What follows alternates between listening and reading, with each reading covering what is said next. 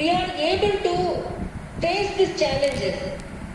Actually, the countries in the whole world viewing India, it's a developing country with the highest population, second highest population, crowded population, diversity in culture, so many states, so many languages, and when compared to other countries, there is no any such diversity. But the country unitedly is able to fight the COVID situation because of the commitment of the government and the commitment of the people. And the two factors, departments which face the maximum challenge during this COVID situation is education and economy. The economy, our government by announcing aiding measures, Atmanirbhar schemes, so we are moving forward. Education, particularly online education.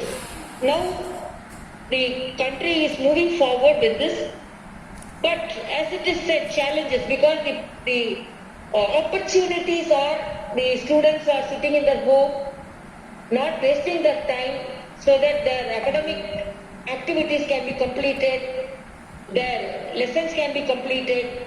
So even though they are not reaching out to institutions, they can sit in the home and they can get connected and they can use their time, leisure time for studying, but all these are the opportunities.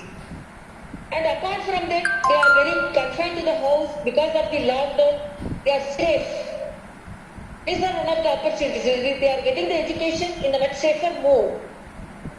And they are with the family members. I read in on of the paper, one academician very in a lighter mood has said, the school children are now attending the online classes, but the parents who looted their classes and they became absentees during their younger days, they are compelled to sit with the students, children, to learn the lessons. Otherwise, the children are moving away and running away from the webinar. So they are compelled to sit with the students. So it's education for not only for the children but also for the parents. The parents are compelled to sit.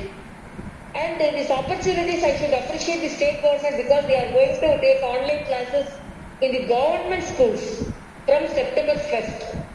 Already the private schools have started the online classes, and the state government with the help of the Doordarshan and the Telangana State Network, TSAT, they are going to start online classes for the government schools also. But my appeal is, even though we started much earlier our online classes, when I had a review meeting with all the registrars, they were telling 60% of the students were able to get connected, but some 30 to 40% of students who live in the remote areas, who live in the tribal areas, who live in the non-connected areas, so they face the challenges. And I always mention two incidences where one girl child climbed to the roof in Kerala, climbed to the roof of her house to get the connection so that she can take the online classes. And another incident I learned, a boy in a city of, in a village of, in a remote village from Bihar, he climbed to the topmost branch of the tree so that he can get the net connection to, so that he can get connected with the online classes. This indicates the enthusiasm among the Indian children, Indian youth, to get the classes and to move forward with the educational activities. So the main actually strength of our government, of our country, the government which is moving forward and which has created the infrastructure in this developed country so that but for this Digital India, but for the Digital India platform, but for the broadband connectivity, but for the schemes like Swayam, it would have been a very big challenge for us to start the online classes. Now at least, even though we have not reached the 100% of the students, now at least we could reach the 60% of the students. And it's very disheartening that 30 to 40% are left out getting from these online classes because of their loss of infrastructure in that area. But that again, the education department is coming to compensate that difficulty with digital libraries, Doordarshan classes and WhatsApp classes and such things, and providing them the learning material, the educational material to personally marking them who are unable to get connected with the webinar. So one of the best thing the COVID taught us, whatever may be the challenging situation we face, we should proceed in much forward way so that we can come over, because if the higher education department didn't have not created this online class pattern, and if they have not initiated it, definitely there would have been a dent in the academic activities of the children. But now, first we were facing difficulties in starting the online classes. But tomorrow I am going to give a graduation, that is convocation, online convocation. Tomorrow Agriculture University's students are going to get the convocation through online. And even online internship, online training, online employment, online interview. So when we start with online classes, now the era is going to be online. I used to say, now online has become the lifeline of education. So, because it has become like an oxygen. As doctors we know, when we have a distress, an oxygen, provision of oxygen can save the lives. Like that, when we were in distress, how to reach out the children, how to teach them.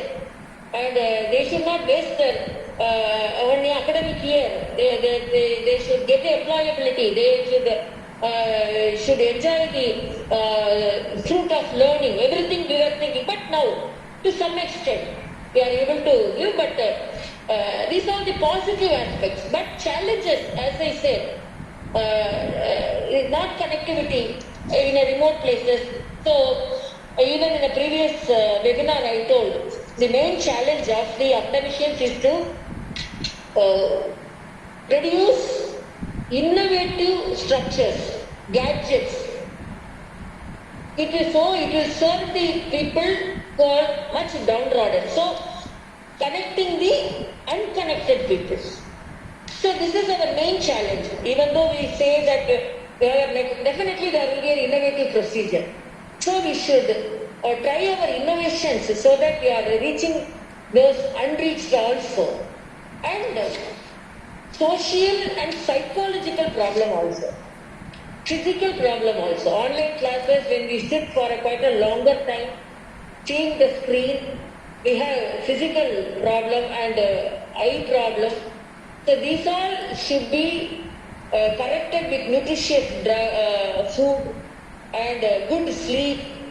So just like that, online classes means you sit in front of the computer, in front of the Android phone and just take. It's not that.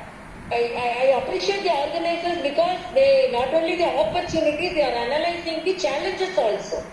Challenges apart from the academic activities, the physical activity, the mental activity, and the nutritional activity, the social activity, these all things also to be taken care of. So the physical activities, sitting there are nowadays, when we were all medical students, we didn't have a branch of IT disease. Now we see so many research articles are published on health hazard of information technology people who are all sitting for much longer time in front of the computers. But now these type of challenges are faced by even the students, the teachers, the professors. So physically also we should be fit enough to take the online classes. Our eye care should be there, our nutritional coverage should be there. And psychological, if we say, I should say, because I was a professor in the medical college, they used to say, who is the best professor? They used to say, the professor who leaves us by 40 minutes is the best professor. Who takes 1 hour class is not the best professor. The professor will be so eager to teach them, but according to the grade of the students, the teacher who leaves them by half an hour to 40 minutes, will be the best teacher. So nobody wants to sit for much longer time.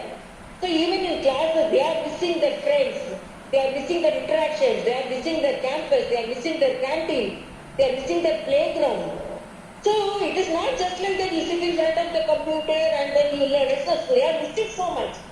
So make them to focus on the education system and around the family and learning. It's really a difficult job. Then assessment, then internship.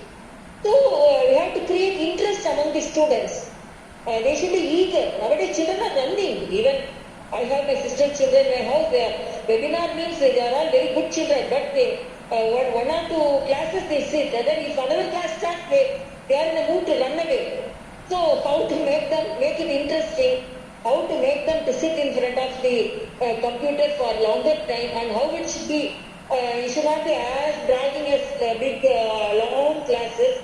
It should be very short and crisp, so that classes can be, it can be conveyed in a much shorter way. Because making the time shorter is saving their health and their mental irrigation. These are all the challenges.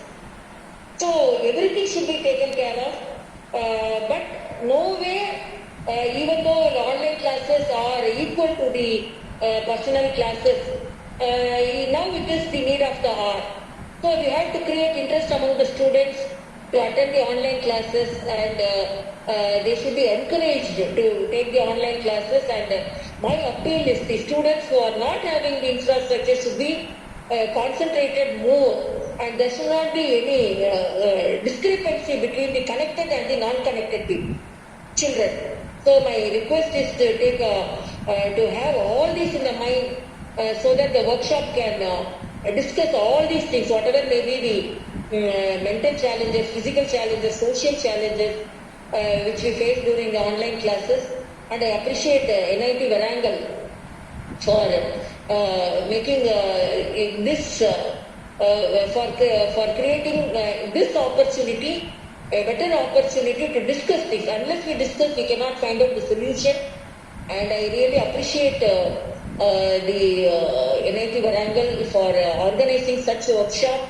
And I appreciate Professor N.B. Ramana Rao Garu for organizing this program, and my appreciation to Professor Govardhan Garu, the registrar, and my appreciation to all the students. And it's a challenge, and life, the beauty is overcome, we have to overcome the challenges. So online classes has created some opportunities, and we have to face some challenges, and we have to take the opportunities in a positive way, and even the challenges in a positive way, so that the COVID should not bring any drawback in our academic activities, and we must move forward. Thank you so much. Convener Professor Anand Kishore Kola, Dr. M. Hiranand, distinguished members of the Parliament, Rajya Sabha and Lok Sabha, distinguished Chief Whip, MLCs and MLAs from the Varangal area, and members of the press and electronic media, alumni, other invitees, participants, ladies and gentlemen. At the outset, I express my profound gratitude to our Honorable Governor of Telangana, Dr. Tamilisai Soundararajan, on her address to the National Institute of Technology, Varangal, the first among all the National Institute of Technologies in the country. Madam, we feel we are privileged to have you in our midst this morning to inaugurate this national webinar on online education, the opportunity challenges. Today, being organized by NIT Varangal for the benefit of engineering education in the country. Our campus, which is spread on about 250 acres, is a sprawling, serene and environmentally friendly green campus. I express my pleasure and gratitude to you, Madam, for consenting to be with us this morning. Madam, your acceptance to inaugurate this online workshop at rather short notice shows your love, affection, the value you attach to the education sector. On behalf of the faculty, students and non-teaching staff, and on my own behalf, I extend to you, Madam, a very warm welcome to you and to all the distinguished guests, deans, advisors, faculty, non-faculty, speakers and participants from all over the country for this online webinar. We have more than 1,000 participants who have registered for this webinar. In such a short time, can you understand the importance of this webinar? Your presence in this national webinar, though for a short period, and your erudite message that you will be delivering now, will certainly inspire all those who are present here. We hope we will continue to receive all the support to this institute to enable us to take the institute to a higher level, a level to which it truly deserves. I also praise and record my deep sense of appreciation to each and every one of you in making this webinar a grand success. I welcome my friends from the print and visual media who have been doing an excellent service to this campus by highlighting our achievements and increasing our outreach. I thank you and welcome you all to this gathering and wish you that you to do the good work that you have been doing. I am once again delighted to extend a very warm welcome to all of you on this pleasant and memorable morning. On this historical and delightful occasion as a director of this institute, I feel it is my privileged duty to present a brief overview highlighting the achievements of NIT Warangal. NIT Warangal, established as a regional engineering college, Warangal offers 8 programs at UG level, 25 MTech programs, 5 MSc, 1 MCA and 1 MBA, totaling 32 programs at master's level. Among all the National Institute of Technologies. The institute also offers doctoral programs in all branches of engineering, sciences, management and humanity. So far, nearly 600 doctoral degrees in various disciplines have been awarded by NIT Warangal. I am glad to inform you, madam, that apart from the students from almost every part of the country, we have also been attracting about 600 students from almost 40 different countries. I am proud to say that almost all the BTech and MTech programs offered by NIT Warangal have been accredited by the National Board of Accreditation, and NIT Warangal is the only NIT to have won this unique distinction. True to its legacy, this year the National Institute Ranking Framework rank of NIT Warangal improved from 26 in 2019 to 19 in 2020. According to many surveys conducted by various agencies, NIT Warangal ranks among the top in the All India top engineering colleges list. Hey, the institute is marching ahead. We will still have higher NIRF rank this year. Massive faculty recruitment drive was also carried out recently at this institute, and 140 new faculty members have been recruited in the last 2 years in all the departments. Many faculty members are also promoted to higher levels. The institute proposes to conduct another recruitment drive shortly to fill up the remaining faculty position. For the non-faculty position also, we are conducting a recruitment drive very soon. This is a crucial time for education sector. We are passing through the most difficult times. In these unprecedented times and disruptions induced by the COVID pandemic, the future is uncertain. However, the institute should plan the way forward. It will be the responsibility of institutes to facilitate uninterrupted learning to the students. The educational reform in India in the COVID-19 era seems to be a live example of how need truly is the mother of invention or reinvention. This pandemic is already steering the education sector forward with technological innovations and advancements. Lots has to and will change in the field of education and learning in the weeks, months and years to come. One thing is for sure, madam, we are never going to go back to the pre-COVID era. That is now behind us. We will have to let go of the syllabus as it existed before. We will have to somewhat relearn the normal expected order of classroom teaching. We will have to rethink contact hours. We will have to revisit the notion of everyone having to do the same thing. We will have to re-examine assignments that invite cheating. We will have to recalibrate control and authority. We will have to question assumptions about what students want. We will have to tone down suspicions about students' integrity. We will have to huddle together to discuss covering the content and content delivery, and of course, we will have to correct perceptions about students' access to technology and teachers' relationship per se. In a way, the pandemic has revealed the ability of the society to quickly evolve to challenges. It has triggered a much-needed digital revolution that will change the way students receive education in India and will result in a more integrated learning model. Post-COVID-19 is an opportunity to transform the education system, and this opportunity should be utilized to the fullest to bring the necessary change. A multi-pronged strategy is necessary to manage the crisis and a resilient Indian education system in the long run. We have to think out of the box solutions for effective higher education. Uncertain times call for stronger measures. Online education will be the new norm, and it will be mandatory for institutes to quickly shift their course content to an online learning management system or to being taught in the webinar style. This pandemic has transformed the centuries-old chalk and talk teaching model to one run by technology. Open source digital learning solutions and learning management system software adopted so that teachers can conduct teaching online. Collective sharing of resources will become a new norm to be followed by all the institutions. Research-rich institutions should help resource-poor institutions by hand-holding them. Inclusive learning solutions, especially for the most vulnerable and marginalized, need to be developed. Big push towards digital India has to be amplified and promoted next generation technologies like artificial intelligence and machine learning. Will move towards facilitating young students' development as contributing and employable members of society rather than just lecturing. It clearly states that the recent rise in epidemics and pandemics necessitate that we are ready with the alternative modes of quality education.